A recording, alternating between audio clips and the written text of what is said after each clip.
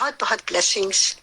और सारी संगत का कि जो संगत इतनी चाव से आती है सुनती है, और केवल नई संगत ही नहीं, हम पुरानी संगत भी रुके रहते हैं कि मंडे से लेकर के वेडनेसडे तक यहाँ पर तो सुबह सुबह होती है।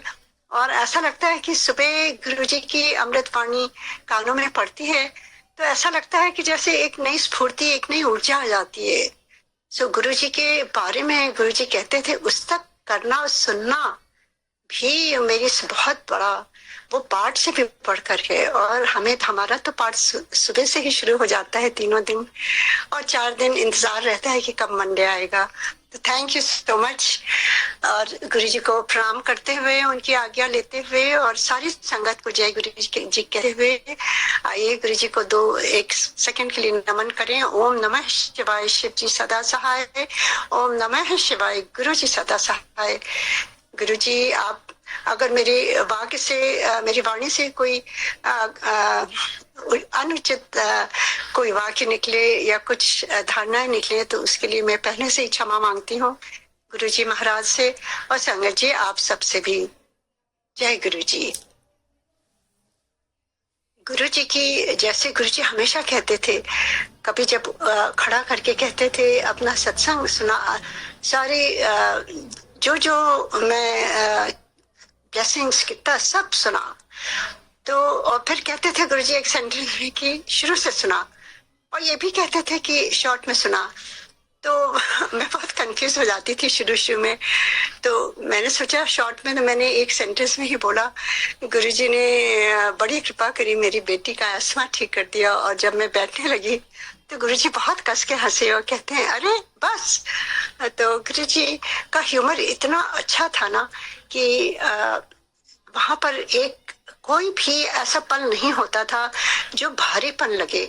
ऐसा लगता था कि इतने हल्के होते थे हम सारे लोग। तो ऐसे ही गुरु जी की जब कृपा होती है और उनका बुलावा आता है तब हम उनके शरण में जाते हैं। और ऐसे ही हम सब, हमारे परिवार पर इतनी कृपा गुरु जी की बनी, और टाइमिंग वो खुद डिसाइड करते हैं। और एमपी जी के चाचा के थ्रू बुलावा आया गुरु जी ने, और हम सब यूएस में ही, मेरा तो लगता है ऑलमोस्ट अब 40-85 साल होने वाले हैं, 48-49 ईयर्स जो यहाँ पे बीत गए। पर मेरा मन तन सब कुछ वही है अभी लगता है। और किस तरह से यहाँ रहते हुए कुछ हमें पता ही नहीं चला समय कैसे बीता, और गुरु जी का बुलावा आया और एमपी जी का ओवरसीज असाइनमेंट हुआ सिंगापुर में। और मैं भी बड़ी खुश थी कि मैं अपने परिवार के पास हो जाऊंगी। और मेरे बच्चे छोटे थे उस समय, 3 बेटियां, एक छोटा बेटा उस समय केवल 6 महीने का था। और जब वहां जाने का ये पता चला तो मुझे अंदर से एक थोड़ा सा ये भी लगा कि बच्चे वहां पे कैसे रहेंगे, सब कुछ बदला होगा। और छोटा सा बच्चा है मेरे पास, तो कैसे मैं वहां क्या करूंगी, यही सोच करके। पर अंदर से इतनी खुशी थी कि परिवार के पास होना, जो इतने सालों से हम दूर रहे हैं, तो बहुत ही अंदर से खुशी। और वो मालूम नहीं थी किस तरह की खुशी थी। मैं भी वो एक आध्यात्मिक मार्ग में आगे बढ़ने की वो खुशी रही होगी जो हमारी सोल समझ नहीं पाती है। और वो गुरुजी का जो बुलावा था, मैं भी वो खींचता जा रहा था। और हम सब वहां पहुंचे सिंगापुर। और वहां से एक बार जब इंडिया गए तब उन्होंने कहा, इनके चाचा जी ने, कि हमारे ऐसे गुरुजी हैं और उनकी कृपा होगी तो तुम्हारी बेटी ठीक हो जाएगी, जो बचपन से ही बहुत ही, उसको काफी मेडिकल प्रॉब्लम्स थी, अस्थमा तो बहुत ही बड़ा था उसका। तो बस हम इतना थक गए थे, सब कुछ ट्राई कर चुके थे, और ऐसा लगता था कि अगर कोई हमें कहते, क्योंकि देखिए मुझे लगता है कि गुरुजी आपकी सोल को रेडी करते हैं। महादेव को हम यूं ही थोड़ी ना दर्शन कर सकते हैं। तो वो बचपन से ही मुझे महादेव का बहुत ज्यादा खिंचाव था, माता रानी का। और मैं दिन रात उन्हीं के बारे में सोचती थी और उनको, उनकी कृपा के लिए उनको कहती थी कि अब आप आइए और मेरी बेटी का कल्याण करिए और हम सबका जीवन सार्थक करिए, यही मैं प्रार्थना करती थी। और क्या मालूम वो कैसे गुरुजी खींचते खींचते ले के आए वहां पर, जो कभी सपने में भी नहीं सोचा था कि हम यहाँ से सिंगापुर जाएंगे। और देखिए किस प्रकार से जो बुलावा जिस दिन आया उस दिन थर्सडे था, उन्होंने कहा आज तुम लोग यहाँ आ जाना और हमारे साथ चलना, और कुछ भी नहीं कहा उन्होंने, बताया नहीं था।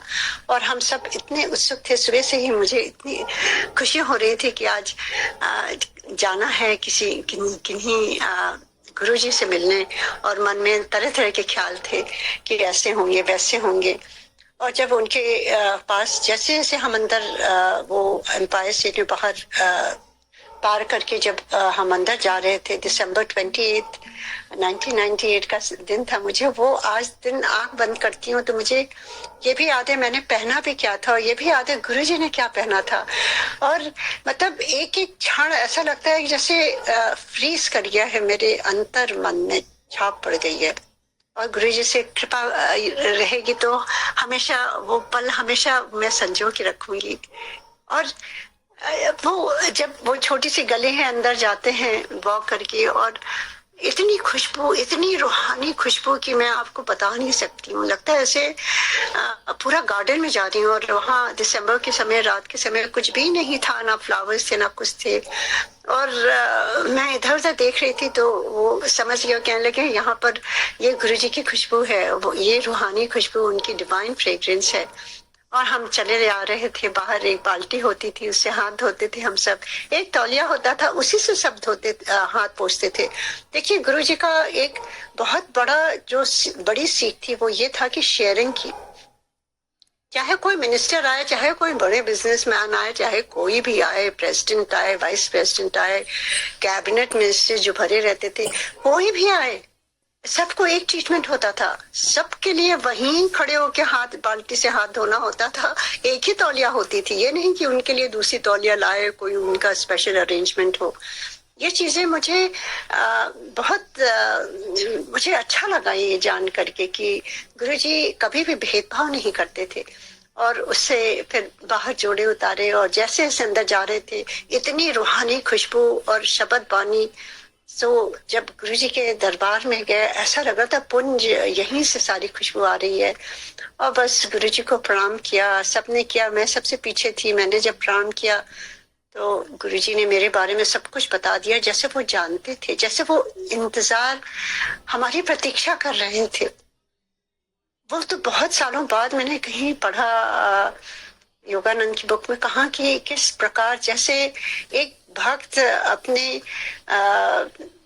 इष्ट के लिए प्रतीक्षा करता है, जैसे मैं प्रतीक्षा कर रही थी कि आप आइए महादेव से और ये सार्थक करिए जीवन को। वैसे ही कहते हैं एक गुरु भी प्रतीक्षा करते हैं। और गुरुजी इतने खुश हुए, और देखते ही उन्होंने सब कुछ मेरे बारे में बता दिया, मैं कहाँ से आई हूँ, और मेरे कितने भाई बहन हैं, मेरे बच्चों के नाम क्या हैं।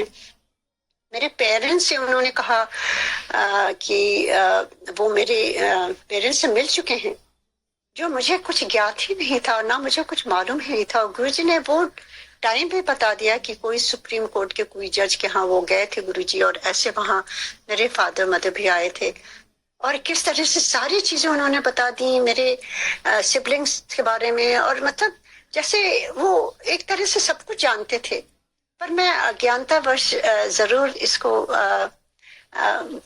कहूंगी, क्योंकि यहाँ सत्य की ही संग होता है। तो मैंने सोचा कि शायद ये चाचा जी को, बहुत चाचा जी आते हैं यहाँ पर, तो उन्होंने बता दिया होगा। पर ये ज्ञात बाद में ये धीरे धीरे परतें खुलती हैं और आपको समझ में आती हैं जब आप अपने गुरु के सानिध्य में बैठते हैं कि यहाँ पर कोई बातचीत नहीं होती है, कोई किसी से इंट्रोडक्शन नहीं होता है, कोई नेटवर्किंग नहीं होती है, और यहाँ चुपचाप साइलेंस में बैठना होता है। और गुरुजी का ऑरा ऐसा होता है कि आपकी आंखें ही नहीं खुलती। आप कभी चाहे ध्यान में बैठे हो, सिमरन में बैठे हो, कुछ भी नहीं फर्क पड़ता। मैंने तब तक कभी ध्यान किया ही नहीं था। वो गुरुजी का ऑरा ऐसा होता है कि आपकी आंखें बंद हो जाती है, आपका चित्त एकदम शांत हो जाता है। आपको ऐसा लगता है कि जहां आपको जाना था वहां आप पहुंच गए हैं। ऐसे ही मुझे महसूस हुआ और मैं बैठ गई दीवार के सहारे और कुछ समझ नहीं आ रहा था तो इधर उधर देख रही थी। और अचानक मन तो मन ही है, कभी डामाडोल होता है और ख्याल भी तरह तरह के आते हैं। तो अचानक ही मेरे मन में ये ख्याल आया कि ये तो इतने हैंडसम प्रिंस की तरह गुरुजी हैं। और उस समय देखिए उनका नूर ऐसा था जैसे हजारों लाखों सूर्य या चंद्रमा की जो रंगत होती है, जो उनका नूर ऐसा था कि बिल्कुल पिंक कलर का उनका चेहरा। ऐसा लगता था कि कोई उनको छुए ना, नहीं तो गुरुजी का शरीर भी वो हो जाएगा। और इतनी अच्छी खुशबू और इतनी अच्छी वाइब्रेशंस। और अचानक मैंने सोचा ये से मेरी बेटी को ठीक करेंगे। और तभी गुरुजी ने मुझे पहली सीख मेरी ये भी हुई कि गुरुजी अंतर्यामी है। जो मैं मन में मैं सोच रही थी, गुरुजी ने वही बात दोहरा दी मेरे सामने। मुझे बुलाया, मुझसे कहा कि तू डाउट कर रही है और इतने डाउट का कोई काम नहीं है, इतने सब कुछ प्रैक्टिकल होता है। और the aura of Guru, the piercing eyes of Guru just touches your soul. And I just started cleansing, जो होती है ना, आंखों से आंसू आने लगे और मैं रोते रोते गुरुजी से कहने लगी, गुरुजी मेरा जो बैगेज था बेटी का वो सारी कुछ मैं अपनी कथा सुनाने लगी गुरुजी को। और गुरुजी सुनते रहे, कुछ उन्होंने कहा नहीं। अचानक ही गुरुजी ने अपना दाहिना हाथ उठाया और कहते हैं, जा मैंने तेरी बेटी का कल्याण कर देता। और फिर कहा कि जा उत्थे जाके लंगर कर ले। और मुझे कुछ समझ नहीं आया क्योंकि मैं नादान, उस समय तक इग्नोरेंस से भरी हुई अभी भी हूँ। एवरी डे गुरुजी समझाते हैं, बताते हैं, हर एक दिन हमारी सोल को साफ करते हैं गुरुजी ये सुनवा करके। और ये जो बड़े मंदिर का जो जाप आता है, यहाँ पे तो सुबह सुबह 5:30 से 6:30 होती है सर्दियों की रात में। ऐसा लगता है कि जैसे साक्षात हम बड़े मंदिर पहुंच गए हैं और वहां दर्शन कर रहे हैं। तो बहुत बहुत धन्यवाद उसके लिए गुरुजी का। और सारे जो इसके पीछे जो ये कार्यक्रम हो रहा है, और ऐसा लगता है कि बिल्कुल स्वर्ग में पहुंच जाते हैं। तो ऐसा ही वो अचानक ही गुरुजी ने, जब मैं वहां बैठी, वहां लंगर खाने के लिए गुरुजी ने कहा, और मैं सोचने लगी, मुझे कुछ पता ही नहीं था कि ये कल्याण शब्द का सिग्निफिकेंस क्या है। और गुरुजी ने इतना बड़ा जो कहा वो मुझे समझ ही नहीं आया कि कल्याण कर देता। लंगर हो गया, फिर बाहर हम हाथ धोने जाते थे और हम सारी संगत वहां हाथ धोया।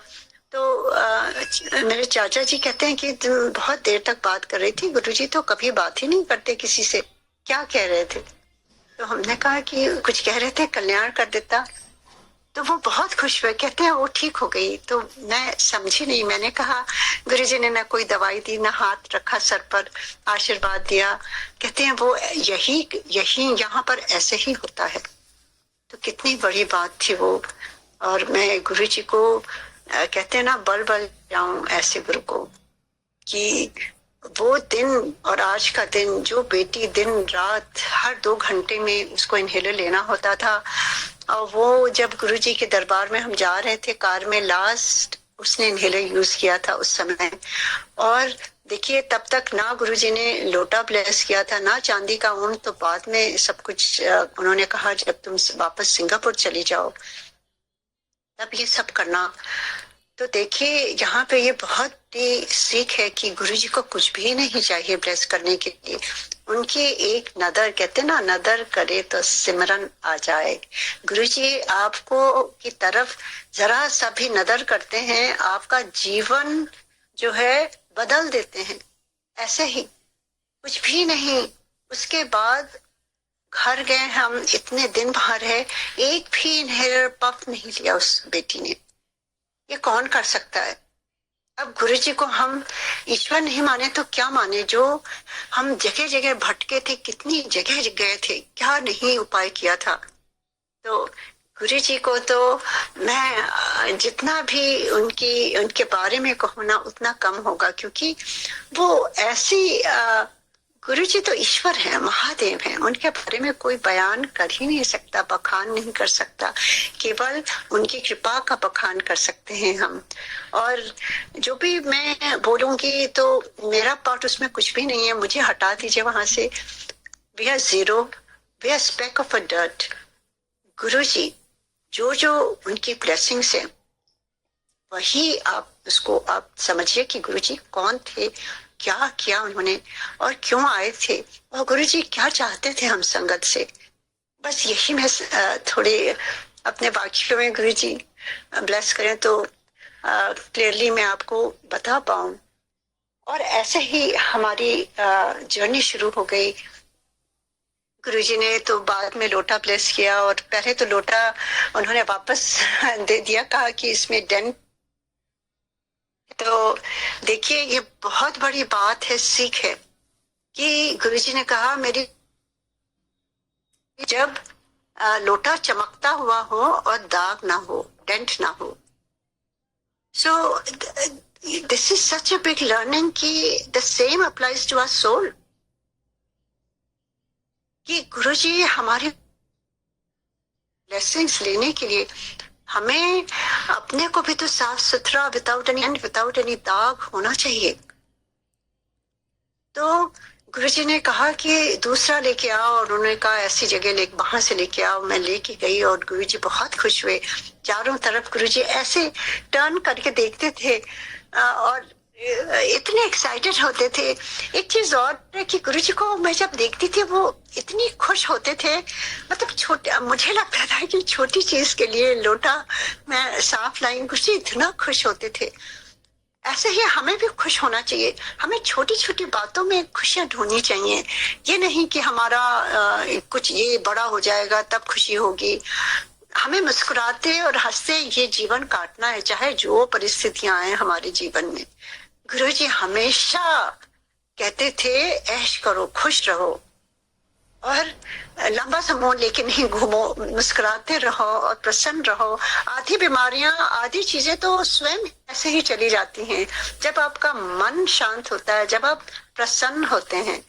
तो यही गुरुजी ने सिखाया। और ऐसे ही वो लोटा और चांदी का ओम उन्होंने ब्लेस किया, वो वापस जा करके हमने उसको पिलाना शुरू किया, और किस तरह से गुरुजी की अपरंपार ब्लेसिंग हुई। और गुरुजी ने दिखा दिया वो हैं कौन। जितने दिन कहा था वो चांदी का ओम 51 दिन, वो अपने आप ही गिर गया 91 दिन। ये कौन कर सकता है? हम तो सिंगापुर में थे। उनकी शक्तियां अपरंपार हैं। उस समय भी गुरुजी कहीं भी चले आते थे, कहीं भी हो जा ब्लेस करते थे, और अभी भी ऐसे ही हो रहा है। Nothing has changed. मैं थोड़ा सा अभी भी का भी सत्संग सुनाऊंगी, और जो ब्लेसिंग्स थी वो भी मैं सुनाऊंगी, जिससे हम नई संगत जो ज्वाइन करते हैं उन्हें पता चले कि कभी ना सोचें कि अरे ये पुरानी संगत को इतनी ब्लेसिंग मिली है पर अब तो गुरुजी है नहीं, क्या होगा। Everything is the same. तो ऐसे ही जर्नी चलती रही और हम वापस सिंगापुर आ गए। और जब मेरी बेटी बिल्कुल ठीक हो गई तो मुझे ऐसा लगा कि ये तो महादेव ही कर सकते हैं। उनको मैं प्रे करती थी, माता रानी को। और गुरुजी कौन हैं और कैसे उन्होंने ठीक कर दिया पहली बार ही। और उसको बिल्कुल भी कोई एलर्जीज नहीं, कोई उसको प्रॉब्लम नहीं, सब कुछ जैसे एकदम एक जादू की छड़ी से गुरुजी ने उसे छुआ हो। और हम इतने कृतज्ञ हो गए, इतना ग्रेटिट्यूड मन में आ गया कि हमें गुरुजी के पास जाके उन्हें थैंक यू कहना है। और हम वापस गए और थोड़ा सा जो लगता है ना कभी, मतलब हमारी ऐसे ही सोच थी ना पहले कि कोई कुछ देता है तो उसे थैंक यू के लिए कुछ देते हैं। तो मुझे कुछ मालूम नहीं था वहां का सिस्टम, और मैं थोड़ा सा जो भी मुझे समझ में आया सिंगापुर में ऐसे वो ले करके मैं गुरुजी के दरबार में गई और उनके चरणों में रखा। गुरुजी कहते हैं की है। हमने कहा गुरुजी थैंक यू सो मच, आपने मेरी बेटी को बिल्कुल ठीक कर दिया। गुरुजी हंस के कहते हैं इनो तो ठीक होना था, इनो शिव जी की ब्लेसिंग थी। देखिए गुरुजी ने कभी ये नहीं कहा, थर्ड पर्सन ऐसे बोलते हैं गुरुजी। गुरुजी तो बहुत हम्बल थे। और गुरुजी ने कहा की है, हमने कहा गुरुजी ये थोड़ा सा ऐसे ही। तो गुरुजी कहते हैं कोई लोड़ नहीं है, इतने कुछ नहीं लाने की जरूरत है, इतना ही बांट दे सब कुछ। तो गुरुजी कभी कुछ भी नहीं लेते थे। तो मुझे ऐसा लगने लगा ये पहली बार ऐसे दर आई हूँ जहाँ कुछ देना नहीं होता है, केवल ब्लेसिंग ही ब्लेसिंग मिलती है। और ऐसा दर जहाँ आप जाते हैं घर वापस जाने का मन नहीं होता है, मन एकदम शांत हो जाता है, अंदर से अपने आप प्रसन्नता आने लगती है, अंदर से लगता है कि बस यहीं रह जाऊं। आपकी आत्मा जैसे परमात्मा को देख करके ऐसा लगता है यही मेरा घर है। तो ये भाव जो है वो आप आपकी तरंगे जो होती है, जो एनर्जीज होती हैं, वो अपने आप आपको बताती हैं कि ऐसी जगह यही है गुरु जी के दरबार में। और इतने बैगेज हम लेके जाते थे और एकदम लाइट होके, और सारे लोग छिपते रहते थे कि कहीं गुरु जी वापस ना भेज दे। तो ऐसा ही चलता रहा।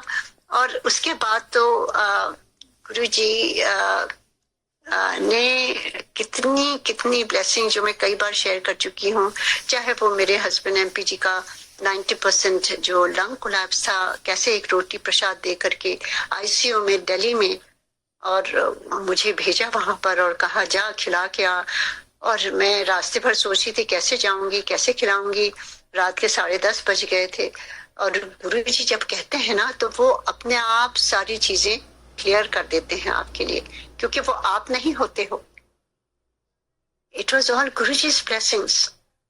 क्योंकि हमारा दिमाग भी वैसे ही, मैं बिल्कुल निडर होके अकेले चली जा रही हूँ अंदर, आईसीयू के दरवाजे खुलते जा रहे हैं, कोई भी नहीं वहां पर। यहाँ तक कि उनका मास्क उतार करके मुझे कोई डर नहीं लग रहा था। मैंने कहा ये गुरुजी ने रोटी प्रसाद दिया है और ये आप खा लीजिए, प्रसाद है, आप बिल्कुल ठीक हो जाएंगे। और उन्होंने पूरी रोटी खाई और मैंने मास्क वापस लगा दिया। कोई नहीं था वहां। ये कैसे हो सकता है? जैसे ना कृष्ण जी जब जन्म हुआ था तो कैसे सब लोग सो गए थे, मुझे वही आभास हो रहा था कि दैट्स द डिविनिटी पावर। कैसे हो रहा है ये? और फिर बस मैं चुपचाप वापस चली आई। और नेक्स्ट डे जब गई तो he was sitting on the bed. Doctors वो सरप्राइज कि दिवाली के दिन उस समय ऐसा नहीं था, इतने पटाखे होते थे और पूरा धुआं भरा हुआ था। हॉलवे में मैं जा रही थी, I could smell that fireworks, बाहर का सारा धुआं, सब कुछ खुला हुआ था। ये कैसे हो सकता है? तो ऐसी ऐसी चीजें हुई हैं जो इम्पॉसिबल को गुरुजी ने पॉसिबल करी हैं। जैसे उनका सेप्टिसीमिया हो गया था, सारे ऑर्गन्स फेल हो गए थे। उस समय तक गुरुजी ने यहाँ सियाटल वापस भेज दिया था। ये 2006 की बात है, 2007। और गुरुजी ने वहां से फोन किया मुझे, कहा जा करके मुंह में बस हल्दी और नमक डाल दे, मेरी ब्लेसिंग है, तो चिंता ना कर, तेरा गुरु तेरे नाल है। और मैं यहाँ अपने घर पर उस समय सुबह 4 बजे का समय था। मेरे बच्चे सब गुरुजी कृपा से मेडिकल फील्ड में हैं, वो सारे रात में वहां रुकती थी लड़कियां। मेरा बेटा छोटा था, मैं घर पर थी। और वहां यहाँ गुरुजी का फोन आया जब नेक्स्ट मॉर्निंग मैं बच्चों को लीव करने गई कि जाओ तुम लोग, मैं आ गई हूँ। बच्चे इतने खुश, कहते हैं mom dad will be okay because at 4 o'clock पूरे रूम में इतनी डिवाइन लाइट से आने लगी और गुरुजी की खुशबू आने लगी। ये कौन कर सकता है? गुरुजी तो एम्पायर स्टेट में है ना। मैं अपने घर पर थी और बच्चे और एमपीजी हॉस्पिटल में। ये कैसे हो सकता है? और मैंने कहा, मैं तो बताया भी नहीं था तब तक। मैंने कहा हाँ गुरुजी का उस समय फोन आया था और गुरुजी ने ऐसे से कहा है मुझे ये करने को। तो मैं गई और फिर वैसे ही हुआ। मैंने सोचा आईसीयू में है और इतनी नर्सेस होती है, कैसे होगा। और जैसे मैं एंटर करी वो सारी नर्सेस वापस बाहर चली गई। मैंने झट से उनका फिर मास्क हटाया। मैंने कहा ये गुरुजी की ब्लेसिंग, आप बिल्कुल ठीक हो जाएंगे। मैंने मुंह में डाला और आप बिलीव नहीं करेंगे, सारे ऑर्गन्स जो इनके जो बिल्कुल काम नहीं कर रहे थे वो धीरे धीरे सब कुछ नॉर्मल हो गया। How is it possible? ये गुरु जी की कृपा है, वो नॉर्मल गुरु नहीं थे कि आपको जीवन की दिशा बताएं या आपको वहमों में डालें, ये पूजा करो वो करो, या आपको मोटिवेट करें। गुरु जी तो प्रैक्टिकल गुरु थे। वो तो आपका आपको जीवन दान देते थे। कौन दे सकता है? वो ईश्वर ही दे सकते हैं। कितनी कितनी जगह हम गए और किस तरह से हमने देखा है कि गुरु जी का दर ही एक ऐसा है जहाँ कुछ भी नहीं देना होता है और गुरुजी आपको जीवन दान दे देते हैं। तो वो कौन है? वो वैद्यनाथ है, वो महादेव है। बचपन से मैं सुनती पढ़ती आई हूँ कि जीवन मृत्यु केवल ईश्वर के हाथ में है, और गुरुजी तो सबसे पहले आपका शरीर ठीक कर देते हैं, आपको ब्लेस करते हैं कि आपकी बीमारियां दूर करके अपने शरीर में ले लेते थे गुरुजी, और फिर उनको तप करना होता था। So all this we came to know later कि ऐसे कैसे ये चीजें हो रही हैं। जैसे चाहे मेरे बेटे का छोटा था वो और यही बॉर्न हुआ था, पर उसका लेफ्ट फुट अंदर की तरफ एंकल से मुड़ा हुआ था, और जैसे जैसे वो बड़ा हुआ चलने लगा तो और मैंने देखा उसका अंदर की तरफ है। तो मैंने ऑर्थोपेडिक सर्जन को यहाँ सिंगापुर में और इंडिया में भी सब जगह दिखाया, और सबने कहा बहुत बड़ी सर्जरी है, ये पैर से नहीं है, ये हिप से है, तो इसकी हिप की सर्जरी करनी होगी। तो देखिए इतनी बड़ी सर्जरी, उन्होंने कहा 6 महीने लगेंगे और ये है वो है, और छोटा सा उस समय था 6-7 साल का, और मैं परेशान थी कैसे होगा। और गुरुजी के दरबार में तब तक गुरुजी ने कह दिया था, मुझे पता चल गया। तो गुरुजी कहते थे मुझसे कुछ भी नहीं मांगना, तेरे लिए जो अच्छा होगा ना वही मैं करूंगा, और मेरे से बात नहीं करना, केवल साइलेंस में रहना। तो गुरुजी के ये स्ट्रिक्ट इंस्ट्रक्शंस मेरे लिए थे। और जब गुरुजी ने कहा तो मैं थोड़ा रोने लगी कि गुरुजी मेरे से कोई गलती हुई है। गुरुजी कहते हैं ना, तो मेरे से टेलीपैथी से बात कर सकती है। मुझे कुछ भी ज्ञान नहीं था टेलीपैथी का, मुझे सुना था वर्ड, पर I didn't know anything about it. और गुरुजी, मैंने कहा गुरुजी मुझे नहीं मालूम। So as a father, as a true Sadguru, he explained it to me. He said, जब तू ध्यान में बैठेगी ना, तब तू मेरे से बात कर सकती है और मेरी बात सुन सकती है। These were Guruji's words. तो मैंने कहा जी गुरुजी कुछ भी नहीं मालूम, कुछ ध्यान वान के बारे में कुछ नहीं मालूम। जब गुरुजी कुछ कहते थे ना, तो चाहे गूंगे को भी बोलना सिखा देते थे, लंगड़ा भी चल पड़ता था, अंधा भी देखने लगता था, मूर्ख भी समझता था। वैसे ही मैं भी समझ गई कि एक ही रास्ता है गुरुजी से बात करने का, क्योंकि उन्होंने कहा मेरे से बात नहीं करना। मैंने उस दिन के बाद से कुछ भी नहीं कहा गुरुजी को।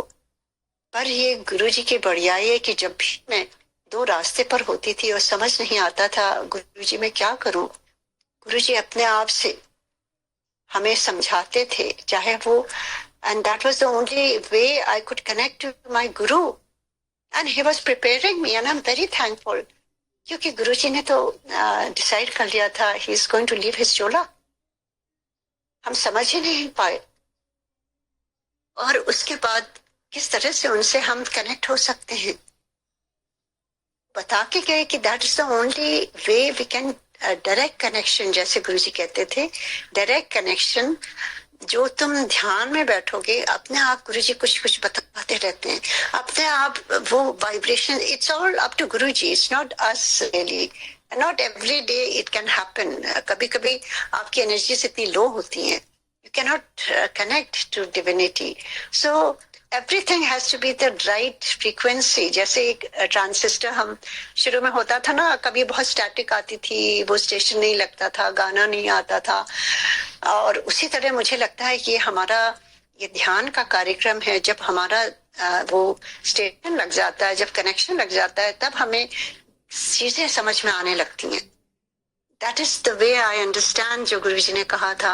और फिर उसके बाद तो to tell you the truth, my shoulders were so light, because पहले हम जाते थे तो एक लिस्ट लेके जाते थे, ये बात करेंगे, ये बोलेंगे, ये कहेंगे, वो कहेंगे। गुरुजी बहुत बात करते थे शुरू में, and everything was gone because Guruji तो मतलब जो भी उन्हें सिखाना था।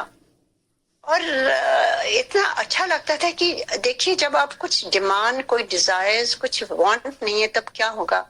There is only total bliss. वो सब चीजों को आप हटा दीजिए अपने लाइफ से, and when you totally depend on your गुरु जी जो करेंगे अच्छा करेंगे। वो कह के गए, मुझे सब कुछ मालूम है तेरे बारे में, जो तेरे लिए अच्छा होगा वही मैं करूंगा। I just held on to that sentence, and जैसा जैसा गुरुजी कराते हैं वैसा ही होता है। मेरा कोई अस्तित्व नहीं है, मेरी कोई आइडेंटिटी नहीं है। I never even think anything. My day starts with Guruji. The whole day I mean that Guruji का जो खुशी है ना, वो मैं बता नहीं सकती हूँ। खुशी जो जीवन की पाई है वो गुरुजी के शरण में ही पाई है। Unlimited happiness, the bliss, total bliss, जो हमारी ये शरीर में आने का जो मेन होता है कि हमें भेजा जाता है किस लिए, हम करने क्या लगते हैं, तो उसको सीधा कर देते हैं गुरुजी और समझा देते हैं और एक दिशा दे देते हैं। जो दिशा गुरुजी ने दी है, इतनी संगत को, सारी संगत को इतना ब्लेस किया है। आपने कितने सत्संग सुने हैं, और एक से एक सत्संग सबके, और ऐसे ही जीवन चलता रहा। और अचानक गुरुजी ने एक दिन कहा कि जैसे मेरी बेटियों का गुरुजी ने एज अ फादर गाइड किया कि पढ़ती हैं क्या है, और गुरुजी ने कहा मैं तेरी तीनों बेटियों को डॉक्टर बना देता, और चाहे आप में काबिलियत हो ना हो, ऑफ कोर्स थोड़ा सा हाथ वर्क तो करना पड़ता है, पर गुरुजी की कृपा होती है तो एनीथिंग कैन हैपन। और my two doctors are dentist, one is a physician, GI doctor specialist. तो ये सारी चीजें कैसी हो गई? ये गुरु कृपा होती है। Whatever I have in my life, all good things is all Guruji's blessings. चाहे वो बच्चों की स्टडीज हों, उनकी शादियां हों, उनके बच्चे हों, जो भी हो, एवरीथिंग, जो आंतरिक जो तृप्ति हो जाती है, जो एक कहते हैं कि जो भागदौड़ रहती है वो एकदम स्थिर हो गया है जब से गुरुजी का सानिध्य आया है, मिला है। और उसके बाद अचानक ही गुरुजी ने, जैसे मैंने कहा कि वो उन्होंने मुझे लगता है मैं जीवन भर भी बोलती रहूं ना तो भी ठीक से पूरा बता नहीं पाऊंगी, क्योंकि इतनी ब्लेसिंग है। चाहे वो बेटियों की शादी हो, जैसे बड़ी बेटी का शादी गुरुजी ने किस प्रकार से कराया, ये बहुत ही गाइड किया गुरुजी ने, और कहा कि ब्याह कर दे, ब्याह कर दे। और उस समय शी वॉज जस्ट बेरली 26-25 और डेंटल स्कूल में थी। मैंने कहा गुरुजी अभी पढ़ाई कर रही है। गुरुजी कहते हैं ब्याह कर दे। जब गुरुजी कहते हैं ना, so it's all up to us. अगर आप उनके कहने पर आप पूरा फोकस करके आप वो बात करो ना, वो गुरुजी कहाँ से कहाँ ले जाते हैं आपको। And that's exactly happened, and it is amazing journey with Guruji. Guruji ने अपने हाथ से कार्ड लिख लिख के सारी संगत को दिया। और 15 उस समय गुरुजी ने कहा तू वापस चली जा सियाटल, उत्थे जाके ब्याह कर कुड़ियां दा। That also is a big learning कि अपनी रिस्पॉन्सिबिलिटीज को छोड़कर नहीं जा सकते हम गुरुजी के पास। हमें अपनी रिस्पॉन्सिबिलिटीज करनी ही करनी है। गुरुजी कहते थे मैं कुछ छुड़ाने थोड़ी ना आया हूँ। तब तक मेरा ऐसा वैराग हो गया था कि मेरा मन नहीं लगता था सिंगापुर में। मैं चाहती थी मैं यहीं इंडिया में ही, दिल्ली में ही, पास में ही कहीं रह जाऊं और गुरुजी के यहाँ रोज जाऊं और उनकी सेवा करूं। गुरुजी तो अंतर्यामी है। उन्होंने एक दिन बुलाया, कहते मैं कुछ छुड़ाने नहीं आया हूँ, तू वापस जाके अपनी रिस्पॉन्सिबिलिटीज पूरी कर, वापस सियाटल जाओ और कुड़ियां दा ब्याह कर। मैं रोने लगती थी। गुरुजी बार बार कहते थे। 2006 में गुरुजी ने वापस भेजा, हम वापस आ गए यहाँ सियाटल। और यहाँ आए तो मन नहीं लगता था, बेचैन लगता था, रोती रहती थी। और कभी कभार गुरुजी का फोन आ जाता था अचानक ही, और एक सेंटेंस कुछ बोल देते थे और रख देती थी गुरुजी। मैंने कभी अपना फोन नंबर नहीं दिया, कुछ नहीं दिया, अपने लैंडलाइन पर आ जाता था, कभी कहाँ से आ जाता था। तो गुरुजी सब कुछ जानते हैं। और फिर उसके बाद आपको मालूम ही है कि जब 2007 जब महाशिवरात्रि थी, गुरु जी ने कहा था जो 5 मेन सेलिब्रेशन हैं बड़े मंदिर के, इतने ही रहना है। हम सब वहां जाते थे और जब शिवरात्रि थी तो भी हम वहां गए 2007 में। तब तक मेरी बेटी की सगाई हो गई थी, डेट फिक्स हो गई थी। अपने सन इन लॉ को भी लेकर के गए, उनके पूरा परिवार को, हम सारे फैमिली वी 10 ऑफ अस गए गुरु जी के पास। गुरु जी बहुत खुश हुए और कहते हैं आज तो सारा अमेरिका यहाँ आ गया है, और सबको गुरु जी इंट्रोड्यूस करा रहे थे। ये गुरु जी देखिए, as a father he takes care of his sangat. और गुरु जी ने ब्लेस किया। और उस ट्रिप में सब लोग थोड़े दिन थे और मैं वहां रुकी रही कुछ शॉपिंग करने के लिए। शादी की जुलाई 14 की शादी थी और गुरुजी को तो मालूम था वो पहले चले जाएंगे। गुरुजी ने बहुत चीजें मुझे बताई, वो सारी सीख जो दी वो सारा उसी समय गुरुजी बुलाते थे और अक्सर बड़ी देर तक बैठाते थे और समझाते थे बहुत चीजें। और कहते थे तू ना उठे सत्संग क्या कर और लोगों को बता सियाटल में कि गुरु है कौन। और मुझे कुछ भी नहीं मालूम था। I had no clue Guruji what he wants. और जब गुरुजी से जुड़ी मैं तो पागलों की तरह सारे लोगों को बताती थी भगवान मिल गए हैं, तुम लोग भी जाओ वहां दर्शन करो, ये ऐसा समय नहीं आएगा, वो कुछ भी कर सकते हैं। एंड मेरे काफी फ्रेंड्स सियाटल से भी गई और वहां गुरुजी के दर्शन भी करा था उन्होंने। बहुत कृपा हुई गुरुजी की। तो ऐसे ही जीवन चलता रहा और गुरुजी ने कहा कि ब्याह विच तू मेरी फोटो रख ली, क्योंकि हम दिल्ली में करना चाहते थे, उन्होंने मना कर दिया।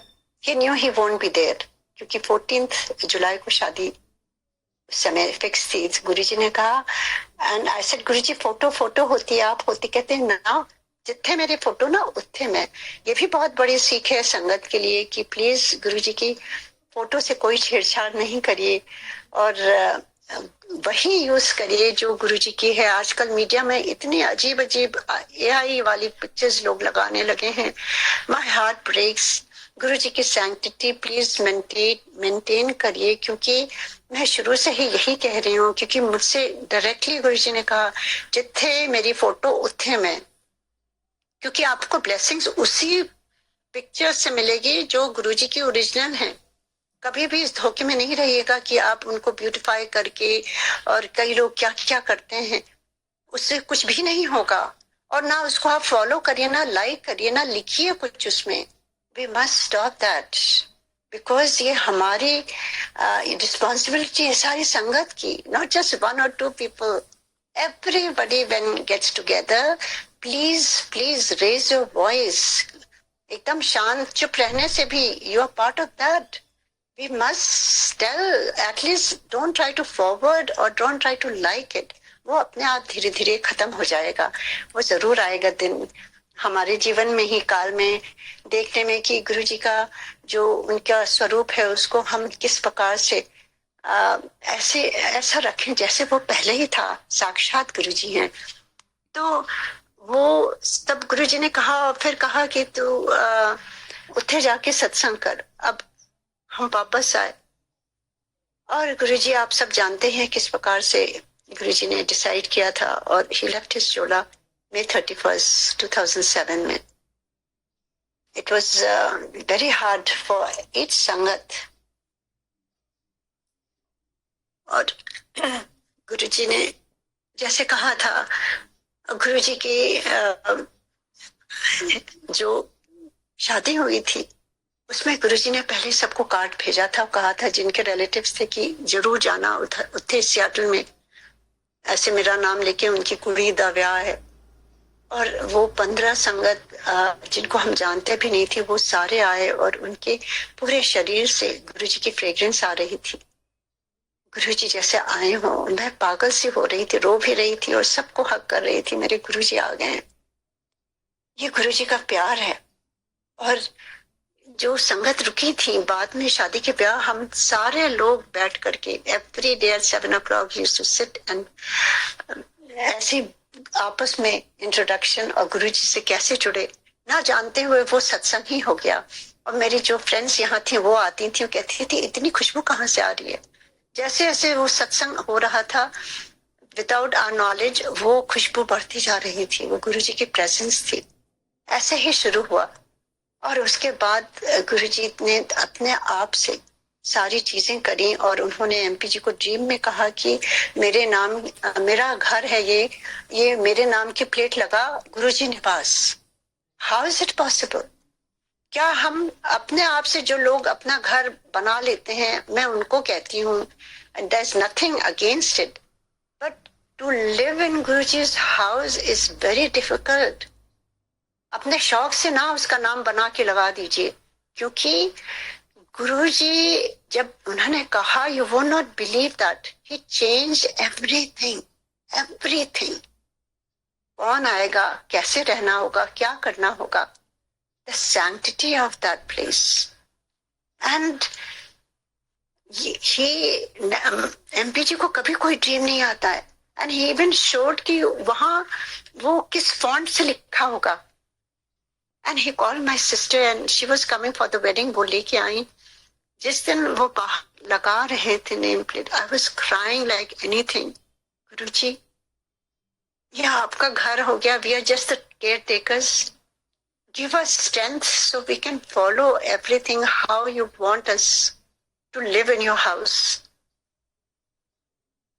और यहीं से गुरुजी ने सत्संग शुरू कराया। 2 संगत आती थी, 4 आई, 6 आई, और इतना ज्यादा 10 साल यहाँ कैसे चला। मंडे को केवल ध्यान करते थे हम सब, जैसे गुरुजी ने सिखाया था, और थर्सडे को पूरा लंगर यही बनता था। किस प्रकार से गुरुजी ने सारी संगत को ब्लेस किया, कितनी कितनी बीमारियां ठीक करी। जब हम सत्संग करते थे तो सत्संग शेयरिंग के टाइम, गर्मी के टाइम में पूरी विंडो पर, जैसे वो कैलाश की होती है ना वो शिवलिंग बर्फीली वाली, वैसे ही पूरी विंडो पर बन गई थी। सारे संगत इतना ज्यादा एक्साइटेड हो गई थी, क्या हो रहा है, क्या हो रहा है। पर आई न्यू कि वो गुरुजी प्रेजेंस दिखा रहे हैं अपनी, हमें तो मालूम है, पर ये संगत को दिखा रहे थे कि you know I am so grateful to Guruji कि गुरुजी ने किस प्रकार से अपनी प्रेजेंस सारी संगत को दिखा करके, क्योंकि कई लोग बिलीव नहीं करते हैं सब चीजें, वो फेथ आता है ये सारी चीजों को देख करके। और वो सत्संग जैसे जैसे शेयर कर रही थी मैं, वैसे वैसे वो शिवलिंग बढ़ती जा रही थी। और जब संगत खत्म हो गई, सत्संग खत्म हो गया, वो धीरे धीरे वैसे ही डिसअपियर हो गई, जैसे गुरुजी अपीयर करते हैं फिर डिसअपियर हो जाते हैं। That was amazing. इतने लोगों ने पिक्चर्स खींची हैं और अभी तक उन्होंने रखी हुई है। पता, ये तो गुरुजी अब रिवील करते हैं। दैट इज हाउ, जिसके मन में शंका होती है उसकी शंका का समाधान करते हैं गुरुजी। तो ऐसे ही कितने लोगों की बीमारियां, चाहे वो कैंसर हो, लुकीमिया हो, गुरुजी के जाने के बाद मैं बता रही हूँ कितने लोगों के कैंसर गुरुजी ने ठीक करे, लुकीमिया ठीक किया है। जो लेडीज जिनके बच्चे नहीं होते थे उनको कैसे ब्लेस किया है, कैसे जिनके जॉब नहीं होते थे कैसे जॉब्स होने लगे, किस प्रकार से जिनकी शादियां नहीं होती थी उनकी शादियां कैसे हो रही। ये सारी चीजें यहाँ साक्षात संगत ने एक्सपीरियंस किया है। और 10 साल बाद यहाँ इतनी संगत बढ़ गई तो गुरुजी ने जैसे जैसे जहां जहां भेजा वहां वहां ऐसे हो रही है। और अभी भी संगत गुरुजी की बर्थडे में तो ऑलमोस्ट 800-900 हो जाती है। और एवरी थर्सडे यहाँ पर जो गुरुजी की कृपा से होता है वो कराते हैं, और संगत जुड़वा रहे हैं। Every week there is like, वो नंबर्स तो मैं नहीं लूंगी क्योंकि गुरुजी तो कहते थे कि तुम्हें मालूम ही नहीं कितने लोग आते हैं, देवी देवता भी आते हैं। एक बार की बात बताती हूँ। एक दिन सत्संग हो रहा था, गुरुजी का स्वरूप लगा हुआ था ऊपर स्टेज पर, और आप बिलीव नहीं करेंगे, जैसे जैसे कोई सेलिब्रेशन था गुरुजी के माथे पर पूरी शिवलिंग बन गई और वो प्रोट्रूड हो गया, मतलब बाहर निकल आई शिवलिंग उनके माथे से। और सारी संगत हैरान, ये क्या हो रहा है, पर I know this is Guruji's presence. और कई लोग जो कई गुरु जी कहते थे, ये कई लोग आएंगे कंफ्यूज नास्तिक इफ एंड बट वाले, वैसे भी लोग होते हैं। वो कहते हैं आंटी कुछ पीछे लगा होगा इसके। मैंने कहा जाके देख लो, क्लियर कर लो, कुछ भी नहीं था। ये गुरु जी हैं, उनकी कृपा जब होती है वो ऐसे ही ब्लेस करते हैं। ये कैसे हो सकती है? ये फिनोमेना जो है ना, वो गुरु जी का scientifically is beyond, because divinity is beyond. It only requires faith and love for your group. That is all. और ऐसे ही एक दिन जब संगत हो रही थी तो गुरु जी के माथे में पूरी, जैसे कहते हैं ना ज्योतिर्लिंग, जैसे उनके माथे पे थर्ड आए, वैसे वहां पर शिवलिंग की तरह ब्राइट लाइट की तरह ऐसे बन गई थी। ये चीजें जो हैं, आप कहीं भी करिए, कुछ भी करिए, गुरु जी की presence is always there. He shows his presence and blesses, और ऐसे ही संगत जुड़ती रहती है, जुड़ती रहती है। जब जब आपको एक्सपीरियंस नहीं होता है, लोग क्वेश्चन करते हैं, जिस दिन एक्सपीरियंस होता है आप शांत हो जाते हैं।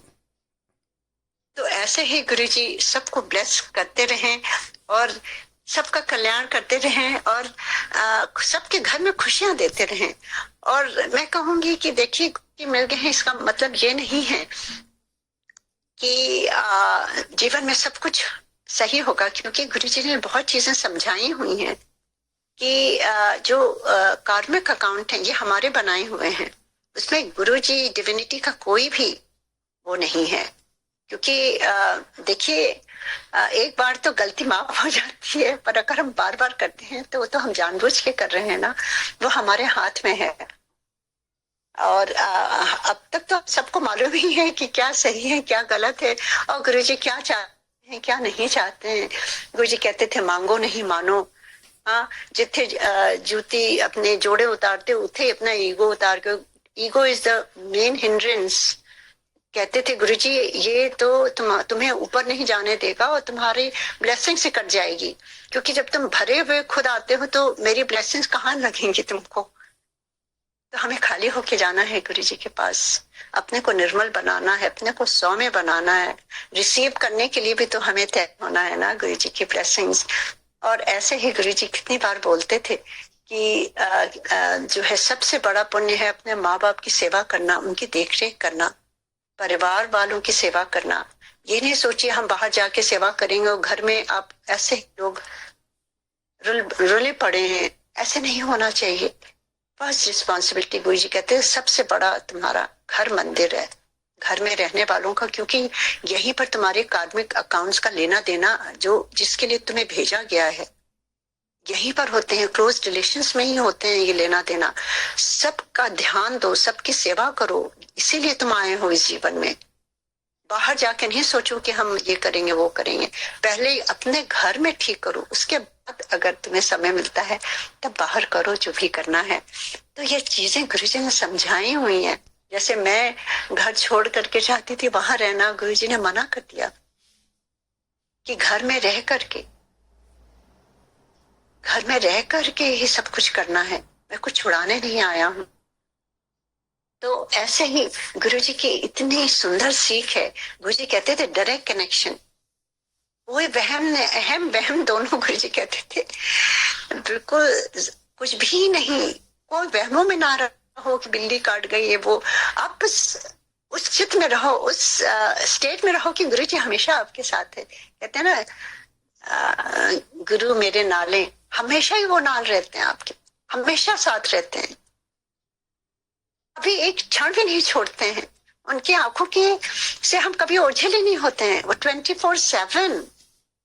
ये बहुत आवश्यक है। इसको जब तक हम नहीं समझेंगे हमें खुशियां कहाँ से आएंगी। और जो दुख भी आ रहे हैं ना, देखिए गुरु जी प्रसाद देते हैं ना, तो लड्डू भी होती है और तीखी मिर्ची की चटनी भी होती है। दैट सिग्निफाइज आवर जीवन। जीवन में खुशियां भी होंगी, दुख भी होंगे, रात भी आती है, सवेरा भी आता है। ये नेचर से सीखते हैं हम ना, कि पतझड़ भी होता है सारा सब कुछ, और ठंड भी एकदम धुंध हो जाती है, कुछ नहीं दिखता है सूरज, और फिर वो अच्छा मौसम भी आ जाता है, रेन हो सनशाइन हो कुछ भी हो। वो ये जीवन है, ये तो ऐसे राउंड एंड राउंड जाता है। ऐसे ही हमारे भी तो शरीर में यही होता है ना कभी कुछ होगा, कभी कुछ होगा। छोटी छोटी बातों में निराश ना हो, अपना अपना खान पान ठीक रहिए, एक्सरसाइज करिए, हम अपनी रिस्पॉन्सिबिलिटी लेना। गुरुजी का पद नहीं सब कुछ छोड़े कि गुरुजी मेरा ये नहीं चल रहा है, मेरा वो शरीर नहीं चल रहा है। थोड़ी आप थोड़ा सा, सबको अब तक मालूम है, अब तो इतनी चीजें आ जाती हैं मीडिया में कि कैसे हमें स्वस्थ रहना है, क्या खाना है, क्या एक्सरसाइज करनी है, उस पर उसका पूरा हम फायदा उठाएं अच्छे वे में। और गुरुजी के को छोटी छोटी बातों में मुझे लगता है कि ये सब चीजें हम अच्छी तरह से अपने आप कर सकते हैं। और गुरुजी का नाम आगे बढ़ने के लिए बहुत आवश्यकता है। गुरुजी कहते थे जोड़ो लोगों को, मेरे से कहा था टका भर भर लोगों को लेके आओ मेरे पास, मैं सबको ब्लेस करूंगा। देखिए गुरुजी कितने कितने दयालु हैं। वो कहते थे मैं आया हूँ केवल ब्लेस करने के लिए, चाहे हम कोई लायक हो या बिल्कुल ही लायक ना हो। गुरुजी कभी जज नहीं करते थे, कहते थे कोई भी मेरे सामने आता है उसको मैं ब्लेसिंग देता हूँ। कोई भी बड़े मंदिर के सामने से भी गुजर जाए ना तो उसको ब्लेसिंग मिलती है। गुरुजी ने एक बार मेरे से कहा, मैं रहता हूँ एम्पायर स्टेट में, पर मेरी सारी ब्लेसिंग जो है वो बड़े मंदिर में है। These were Guruji's words to me. And I had a question, Guruji who are you? आप इतना करते हैं, आप नॉर्मल नहीं, आप ऐसे शरीर में आकर के आप कौन हैं गुरुजी? He asked me to go to बड़े मंदिर। और वहां जब गए तो वो शिव जो छोटे वाले जो मूर्ति है उनकी, जहाँ फाउंटेन है, वो वाले शिव जी को जब प्रणाम करके ऊपर उठी तो आधे शिव जी और आधे गुरुजी। He revealed himself. He revealed himself at बड़ा मंदिर। For me बड़े मंदिर से बढ़ के कोई जगह नहीं है, क्योंकि वो गुरुजी ने जब फर्स्ट टाइम मुझे लेकर के गए तो वहां हर एक कोना उन्होंने दिखाया और कहते हैं मेरी सारी शक्तियां मैं इत्थे कर देता, और जो 12 ज्योतिर्लिंग है उनकी शक्ति सारी यहीं पर है, जो शिवलिंग है ऊपर। So that's a very sacred place. उसको आप मामूली ना लीजिए। वहां कितनों की कामनाएं पूरी हुई हैं, वो कितनी की प्रॉब्लम्स ऐसे ही जाकर ही ठीक हो जाती हैं, तभी तो इतने लोग जाते हैं। ऐसी कोई जगह है या ऐसे कोई गुरु हैं जो शरीर छोड़ देते हैं, उसके बाद इतनी फॉलोइंग होती है। दुनिया के हर एक कोने में गुरु जी की संगत हो रही है, चाहे वो यूएस में हो। मैं तो यहाँ 77 से हूँ, और देखिए तब से लेके अब तक मैं देखती हूँ जब गुरु जी से जुड़ने के बाद कितनी कितनी संगत जुड़ रही है, और कैसे कैसे बगैर देखे गुरु जी को मान रहे हैं लोग और उनको पूज रहे हैं भगवान की तरह। तो hats off to all the new sangat who really are so deeply connected to Guru जी। हम सारे आपसे सीख रहे हैं, बहुत ही अमेजिंग जर्नी है आप लोगों की भी, और हम सब मिल करके और सही रास्ते चलकर और सही मायने में गुरु जी का नाम आगे बढ़ाए ना। ये सब सोशल मीडिया में जो चीजें हैं वो गुरु जी को पहले से मालूम था, तभी कहते थे मीडिया से बचो। पर बचना देखिए आज के टाइम में तो बगैर उसके किसी का काम नहीं चलता है, पर हमें अपनी युक्ति, अपनी बुद्धि भी लगानी चाहिए कि क्या हमारे लिए आवश्यक है, क्या नहीं आवश्यक है, और क्या हमको अच्छा इंसान या हमें अच्छी तरह से जोड़ सकता है गुरु जी को से, और क्या चीजें हमें डिटूर कर सकता है। तो बहुत जरूरी है समझना कि जो भी गुरु जी के बारे में मीडिया में ये गलत सलत पिक्चर्स आ रही हैं, AI आ गया उसमें, और अलग तरह की चीजें प्रथाएं चल रही हैं, प्लीज मैं उनसे कहूंगी कि जितने भी आप ध्यान से जैसा गुरु जी ने सेक्रेट बनाया है उनकी संगत को वैसा ही फॉलो करें। गुरु जी के सत्संग में कोई बात नहीं होती थी, कोई नेटवर्किंग नहीं होती थी, कोई आपको रोज लड्डू और वो नहीं मिलता था, समोसा,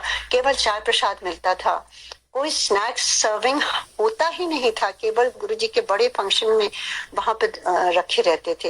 एवरीडे सत्संग जहां होते हैं प्लीज वहां कुछ भी स्नैक ना दें। और गुरुजी अमृत वेला तो हम कभी अटेंड ही नहीं किया था। गुरुजी कहते थे अमृत वेला तुम्हारे स्पेशल टाइम है, तुम्हें गुरुजी से जुड़ने के लिए, केवल तुमको उठना है, ये नहीं कि सारे घर ढंडोरा पिटो और सबको इनवाइट करो मेरे यहाँ सत्संग है, अमृत वेला। बेचारे वो अपना घर द्वार बच्चों को छोड़ के आएंगे।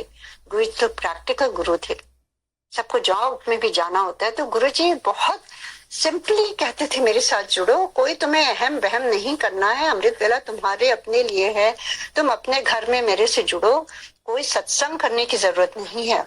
और सत्संगत करो भी तो बहुत सिंपल करो, बहुत सिंपल, एक सब्जी, एक दाल, एक मीठा और रोटी चटनी, बस दैट्स इट।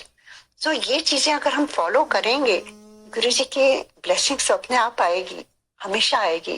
केवल आप शब्द सुनिए, एक कोई व्याख्या वाला लगा दीजिए और फिर शेयरिंग भी आप जो है गुरु जी की करिए। ये चीजें गुरु जी ने सिखाया है। वहां पे कोई नेटवर्किंग नहीं, कोई कार्ड, बिजनेस कार्ड नहीं बांटने हैं, किसी से बातें नहीं करनी है।